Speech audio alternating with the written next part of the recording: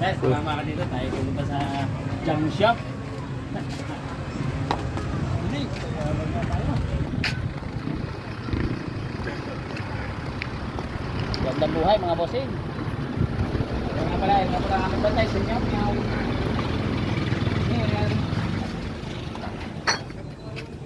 Ating bibisitahan mo pala. Ang ating nga po pala kinakarga ngayon mga bossing ay plastic. Ito nga pala, ginaganto po muna namin, sinasako, pinag-iiwa-hiwalay po namin ang mga klase ng mga plastic para pag nagdala po ito sa dalahan ay madali lang, mag-iwa-hiwalay na po agad, hindi na mahirapan.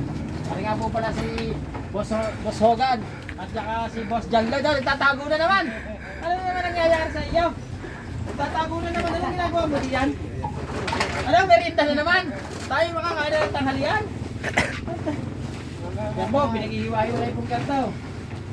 Kaya pa kakain eh. Mamaya pa. Luto pa.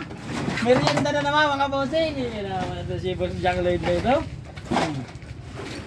Kaway muna kay Justin Lodge. Kaway muna. Sayaw mo na isa.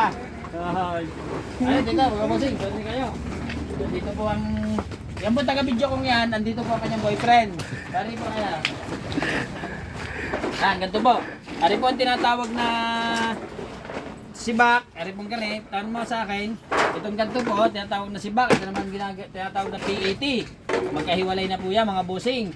Kaya kung kayo ay nagja-junk shop, gusto nyo magsimula mag-junk shop mga bossing, ganito po, pinaghihiwalay po ang gantong PET, mga ganito, yung mga 1.5, tsaka yung mga 1, tsaka yung mga ganito, nakahiwalay po yan. Ha?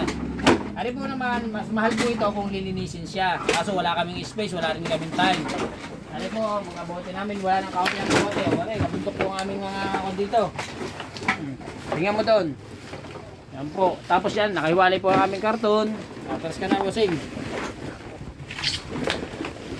Huwag ka na masyadong dumikit sa iyong boyfriend. Nakikikuan. Ayan po, mga bossing. Hiwalay, kami medyo sige po ngayon. Talagang kailangan na namin mag-wag.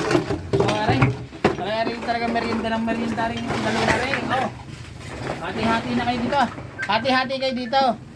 Ha? Kape nga ako, kape. Kape pa? Kape ba, kape? Oh, ito na. Hindi kasama lang, bumili kayo ng ulam ha. Tigigisa kayo ng pork chop. Ha? Magandang buhay mga bossing. Hanggang dito na lang. May natawag na sa